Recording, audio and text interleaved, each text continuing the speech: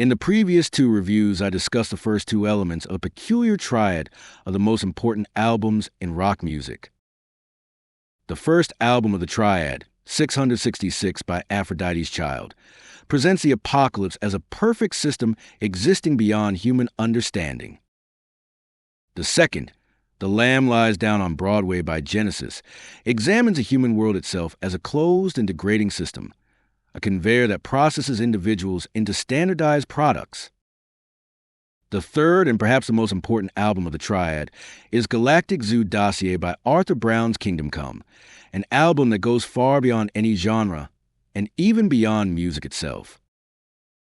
Brown's work attempts something far more mystical and unexplored. It dares to speculate about what might exist behind the system itself, and who, if anyone, created it. One should not be surprised by the standard ritual of music critics approaching the album with their little field kits of comparisons and safety labels. Hawkwind here, Zappa there, a bit of Gentle Giant, perhaps a sprinkle of Pink Floyd, all carefully arranged like butterflies pinned to a board. With solemn authority, they announce that the album is chaotic, fragmentary, wacky, insufficiently cohesive, occasionally brilliant but flawed. The usual museum tags applied to something they clearly do not understand.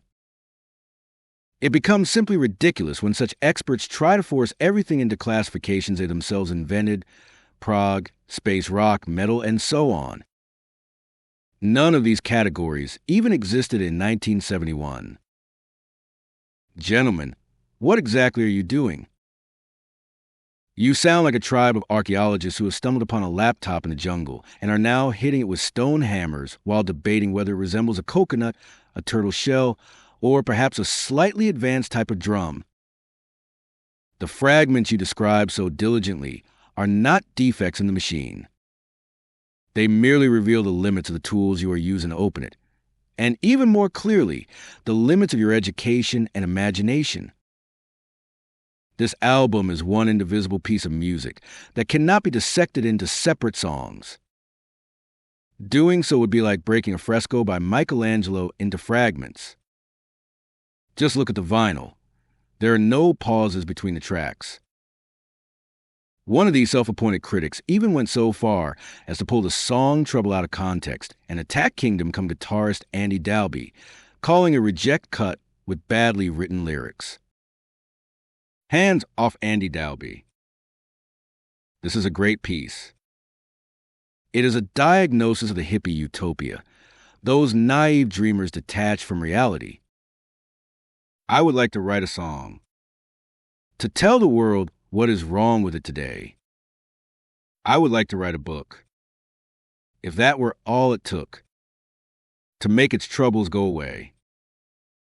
The very essence of that entire movement is expressed here in just a few lines. Yes, such a song truly exists, and Andy Dalby has already written it. But the song cannot be torn from its context. Within the harsh reality of Galactic Zoo Dossier, it becomes something entirely different, a funeral march for the hippie movement, perfectly aligned with the album's darker philosophical direction. In this sense, Kingdom Come appear almost like the funeral band for the hippie era itself.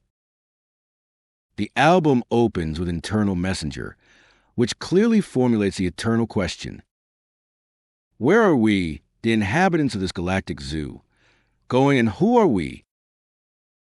It is a flawless philosophical piece. Nevertheless, I will remain faithful to my principle.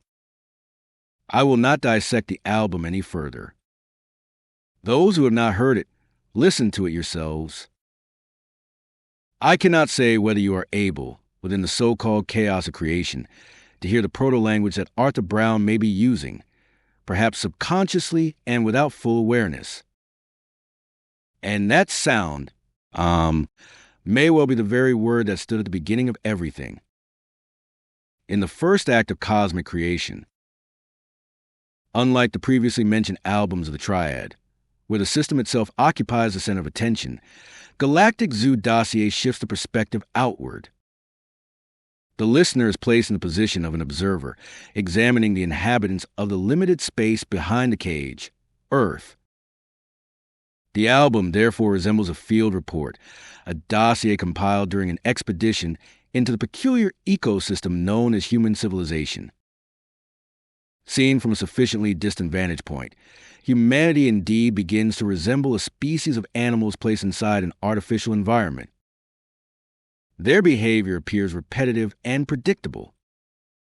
They construct systems, worship those systems, rebel against them, and then construct new ones containing exactly the same structural errors as the previous versions. From this viewpoint, the great political, ideological, and religious dramas of human history begin to resemble the daily routine of zoo inhabitants walking endlessly along the same paths inside their enclosures.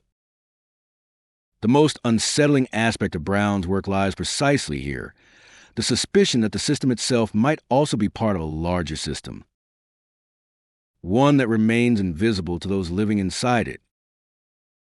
If 666 demonstrates the existence of a perfect cosmic order, and The Lamb Lies Down on Broadway reveals the flawed mechanisms of human systems, Galactic Zoo Dossier raises the ultimate question.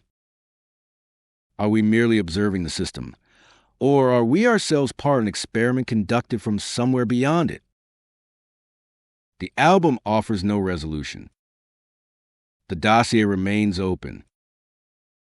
Arthur Brown is the Voltaire of rock music, and Galactic Zoo Dossier is the Candide of psychedelic rock.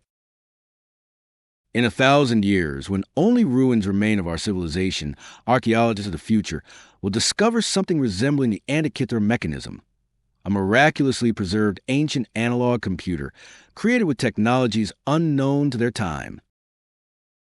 It will be a decayed vinyl record. No, not Pink Floyd.